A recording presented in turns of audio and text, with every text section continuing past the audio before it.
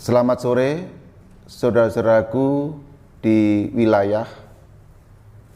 Bersama-sama kita akan kembali PA, pemahaman Alkitab.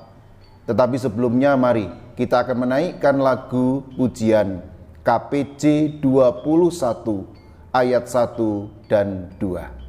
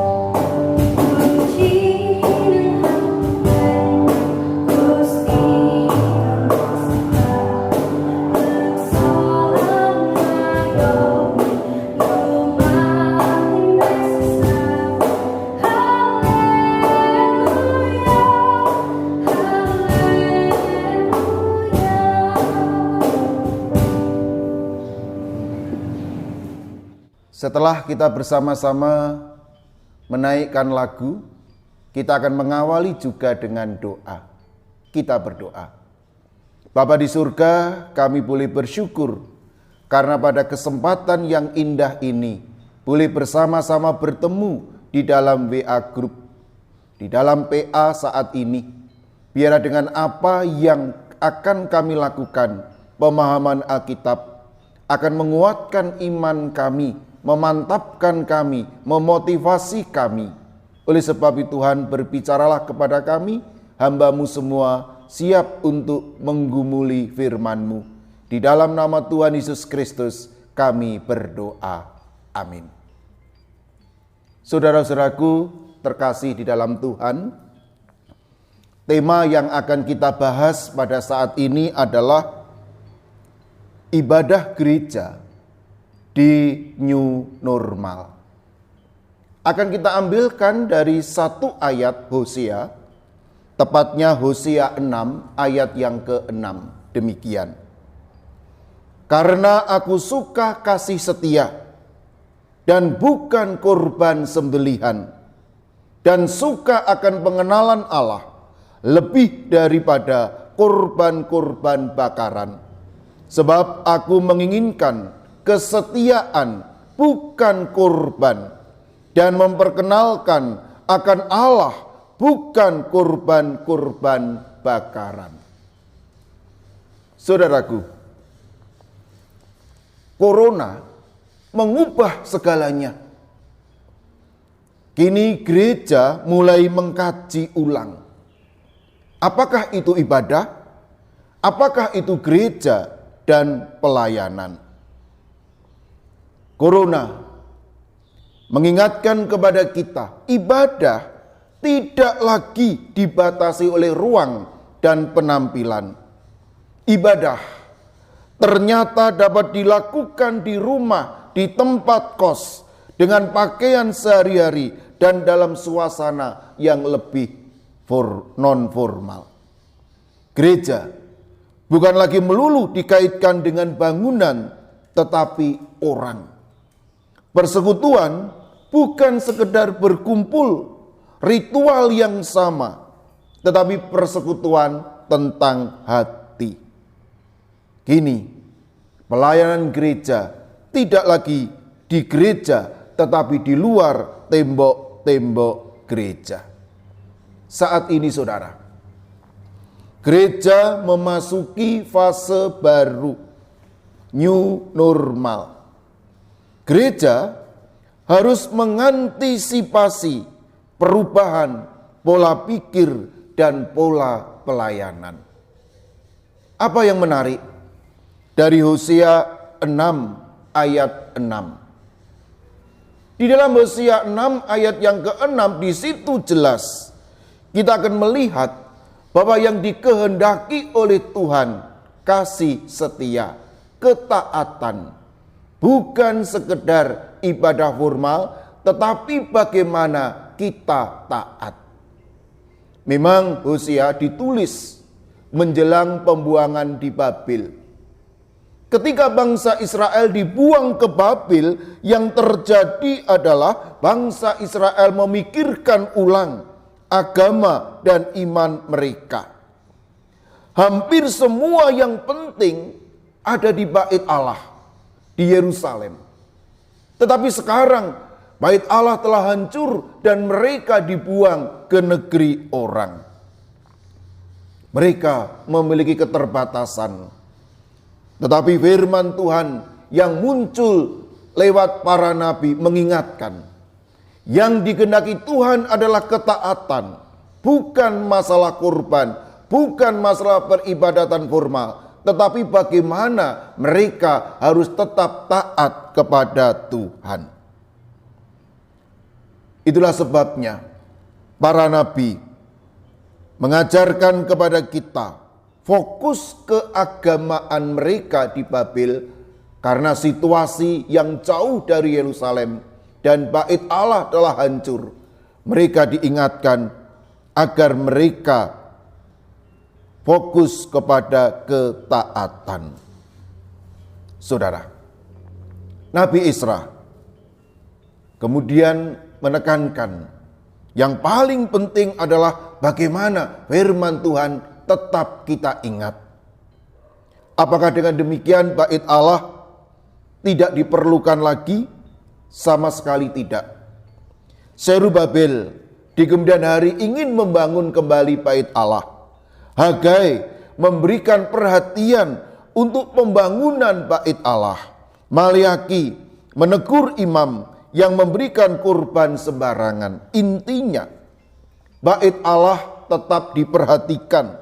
Hanya saja keberadaannya tidak seeksklusif. Sebagian umat yang telah menyebar ke berbagai tempat, mereka juga mendirikan dalam tanda kutip bait Allah mereka sendiri. Dari sinilah kemudian mereka mengenal sinagogi. Gereja nampaknya berada dalam posisi yang sama. Perubahan tidak dielakkan, penyesuaian menjadi kebutuhan. Lantas apa tantangan gereja kita setelah corona saat ini? Yang pertama adalah ibadah. Ketika corona saat ini kita ditawarkan dengan saluran tele ibadah. Berbagai gereja memberikan tele ibadah. Dengan kata lain, orang Kristen tiba-tiba menjadi warga gereja lain. Apakah mereka disalahkan? Tidak juga. Tetapi tantangan ke depan adalah bagaimana gereja harus menata kembali ibadah. Khotbah yang menarik, pemandu yang menarik, organis yang menarik, dan semua ibadah yang menarik. Selain itu juga, gereja diingatkan ibadah tentang kehangatan dalam peribadatan. Pelayanan. Gereja tidak bisa lagi fokus kepada pelayanan gereja. Tetapi gereja harus juga memikirkan kembali pelayanan untuk non-gereja. Sudah selayaknya gereja memikirkan, ditantang untuk melayani di luar tembok-tembok gereja. Demikian juga perubahan ada dalam teologi. Bagaimana teologi ibadah?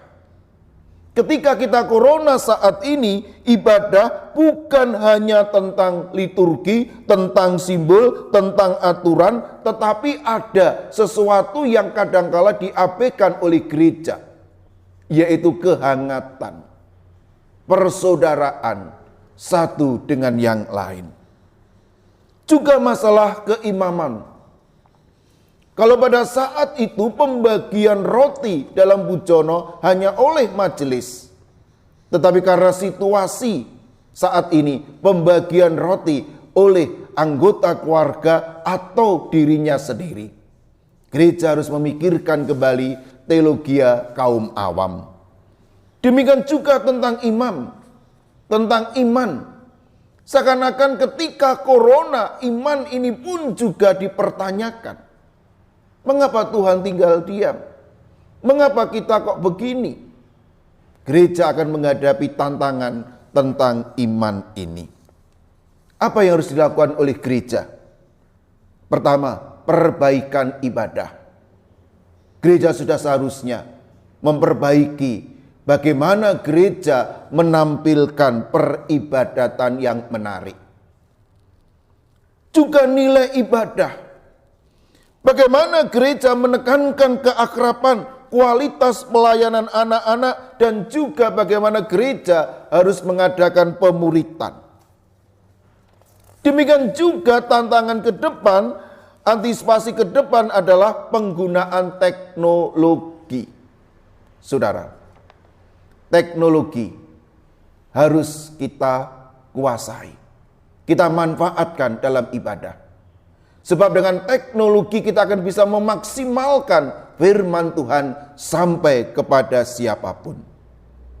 Antisipasi berikutnya adalah perluasan area pelayanan. Dan juga bagaimana gereja terlibat dalam kegiatan sosial. Dan bagaimana gereja menggunakan media sosial. Itulah saudara, banyak hal yang harus kita hadapi. Dan Hosea mengingatkan kepada kita, perubahan harus ada di gereja kita. Amin. Saudara, sebelum kita memasuki diskusi, kami akan memberikan info kabar baik bagi warga jemaat bahwa GKJ Magelang akan membuka kembali ibadah mulai hari Minggu 28 Juni. Minggu 28 Juni. Ibadah yang dibuka hanya di induk. Tetapi yang boleh beribadah dan bagaimana cara beribadah tentu ada syarat-syarat. Dan syarat-syarat ini akan disosialisasikan lewat WA Group atau lewat wilayah-wilayah. Intinya, kita akan kembali beribadah 28 Juni. Tetapi ibadah kita adalah ibadah terukur. Ada syarat, ada yang boleh beribadah, ada pembagian jam-jam, bahkan mungkin nanti ibadah kita akan banyak jam-jam ibadah, dan setiap jam-jam ibadah ada wilayah-wilayah tertentu yang memanfaatkan. Tetapi info selanjutnya silahkan di WA Group. Tuhan menyertai kita. Mari silakan kalau ada diskusi.